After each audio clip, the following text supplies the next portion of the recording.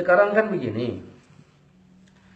Kalau itu ditanya, terpaksalah awak hidup zaman Nabi. Ya kan? Ya. Kalau nggak hidup zaman Nabi, macam mana awak membuktikannya? Rasulullah sudah meninggalkan kepada kita, ini kan Quran dan hadis. Nah, berdasarkan fakta penelitian kita terhadap dalil itu, ada nggak ya hadis-hadis yang mengindikasikan bahwa zikir berjamaah itu dicontohkan di zaman Nabi? Kan gitu. Nah, sebelum kita jawab, sekarang saya bacakan hadis surat Imam Muslim. Wal malaikatu yusalluna ala ahadikum madama fi majlisihi alladhi shalla fihi yaqulun Allahumma arhamhu Allahumma ighfir lahu Allahumma tub alaihi. Dan malaikat-malaikat di langit mendoakan ya, salah seorang di antara kamu selama ia berada di tempat duduk yang ia semayang padanya. Malaikat berdoa untuk orang yang menetap di tempat semayangnya. Ya. Hadis semayang. Ya. Selesai semayang duduk di tempat itu. Ya. Tidak berpindah maksudnya. Tidak berpindah. Dah, duduk. Selama duduk di situ, malaikat berdoa. Ya Allah, ampunkan dia. Kalau si Adi duduk di situ, ya Allah ampunkan si Adi. Sayangi si Adi, terimalah tobatnya. Itu untuk yang tidak berpindah tempat dari tempat yang tidak dari berpindah semula tempat. ya tadi. Tidak pindah tempat. Udah, ini dulu. Ini hadis kan bukan dibilang Nabi di Syabatu Gingging. Ya. Nabi ngomongnya kepada sahabat. Kira-kira sahabat pencinta sunnah atau tidak? Pecinta sunnah. Pencinta sunnah. Ya. Begitu Nabi menyebutkan fadilah duduk di tempat semayang itu besar sekali. Sampai malaikat mendoakannya. Kira-kira sahabat itu ada yang mundur apa enggak? Enggak ada. Enggak. Enggak ada. Semuanya duduk di situ kan? Ya. Nah, ngapain duduk di situ? Zikir. Karena cinta dengan fadilah duduk di situ. Oke. Itu dulu satu hadis. Dah. Baru kita gabung. Di dalam hadis dari Abdullah bin Zubair, riwayat Imam Muslim, ya. Ini juga tadi riwayat Imam Muslim. Rasulullah selesai sholat 5 waktu, ya, berzikir dengan suara lantang. Artinya suaranya keras gitu kan ya? Suaranya lantang.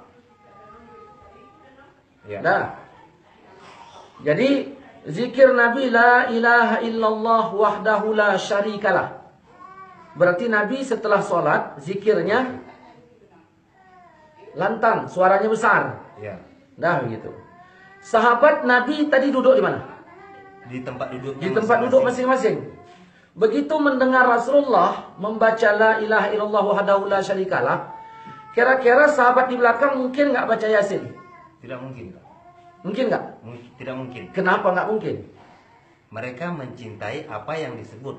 Mereka mencontoh Nabi. Jadi kalau Nabi baca la ilaha illallah wahdahu la syarikalah, sahabat baca apa? Ya baca yang sama begitu. Mungkin nggak secara pikiran? Mungkin kan? Mungkin. Membaca yang sama. Apa yang dibaca Nabi itu yang dicontoh oleh sahabat. Jadi, nah, udah. Jadi ini. Nah, kemudian, nah Nabi tadi kan bacanya besar. Ya. Sahabat ini bacanya besar apa enggak? Besar. Dari mana tahu? Karena suara tadi dicontohkannya. Ya, mencontohkan. Nah, Nabi mencontohkan besar. Ya. Kira-kira sahabat ikut nggak? Ikut. Buktinya dalam riwayat Imam Bukhari. Ya. Jadi, inna raf'a saut bizikri. Sesungguhnya mengangkat suara dengan zikir. Minal maktubah. Kana ala ahdin Nabi. Sesungguhnya mengangkat suara dengan zikir Ya, daripada sembahyang 5 waktu ada pada zaman Nabi.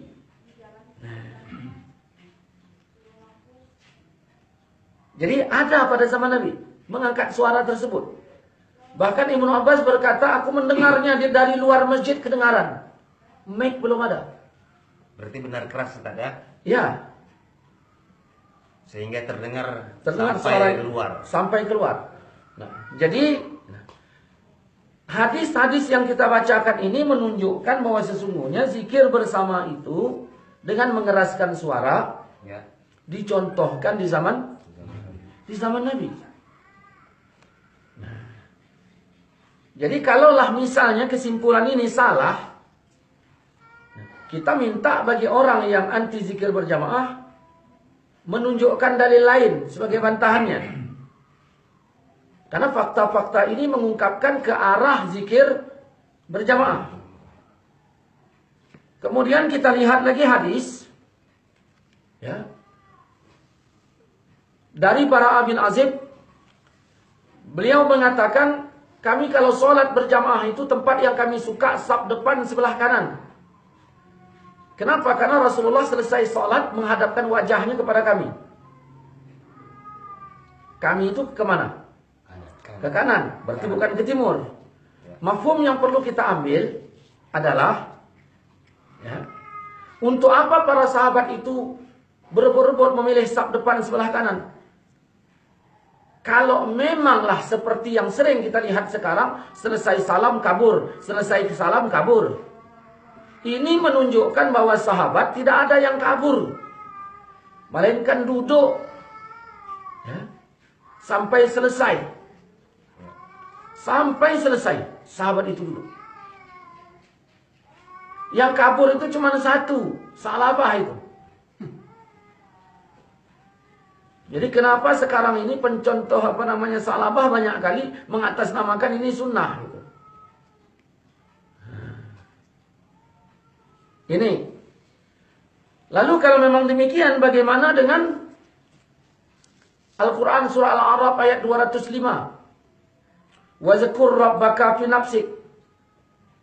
Sebutkan Tuhanmu dalam dirimu. Berarti kan ini mengindikasikan tidak boleh zikir membesarkan suara, karena dalam diri. Tadarruan wa khifatan. Dengan rendah hati dan rasa takut. Ini jelas perintah Allah tidak boleh mengeraskan suara. Ya, dunal jahri kata Allah, tidak boleh jahar. Cuman begitu kita lihat rentetan ayat ini, ujungnya Allah katakan bil adui wal asal, tidak boleh zikir keras itu pagi dan petang. Allah melarang zikir keras pagi dan petang. Sedangkan dalam hadis ini tadi Rasulullah setelah selesai 5 waktu zikirnya suara lantang. Nggak mungkin Nabi nggak baca ayat ini. Masa kita baca Nabi nggak? Jangan pikiran kotor kita kepada Rasulullah. Hadis itu tertulis 5 waktu tadi ya? 5 waktu, minal maktubah. Nah, jadi masalahnya, kenapa Allah kaitkan dengan kata pagi dan petang? Ini ayat turun di Mekah. Itu yang harus kita pahami. Turun di Mekah. Dan awal ayat itu wazkur, kata-katanya mufrad, tunggal. Nabi sendiri tinggal di Mekah, lingkungannya kafir. Kata Nabi jangan kuat, kata Allah jangan kuat kau zikir. Kenapa? Pagi tak boleh, karena kafir pagi belum bangun, berisik. Kalau sore kafir istirahat. Nah, kita sekarang yang zikir kuat ini apa? Apa hubungannya sama kafir? Kan nggak ada lagi hubungannya. Dan kita lihat dalam surah Baqarah ayat 200 Allah katakan fazkurullah dengan kata jamak. Berzikir kalian kepada Allah. Berzikir yang bagaimana? Seperti kalian membanggakan nenek moyang kalian. Bayangkan kalau ada 10 anak muda cerita bangga-banggaan, itu berisik apa enggak itu? Berisik. Kata Allah seperti itu. Dan buktinya Nabi bikin. Maka bagi orang yang mengatakan zikir berjamaah setelah sholat itu bid'ah, saya kira harus teliti lagi lah.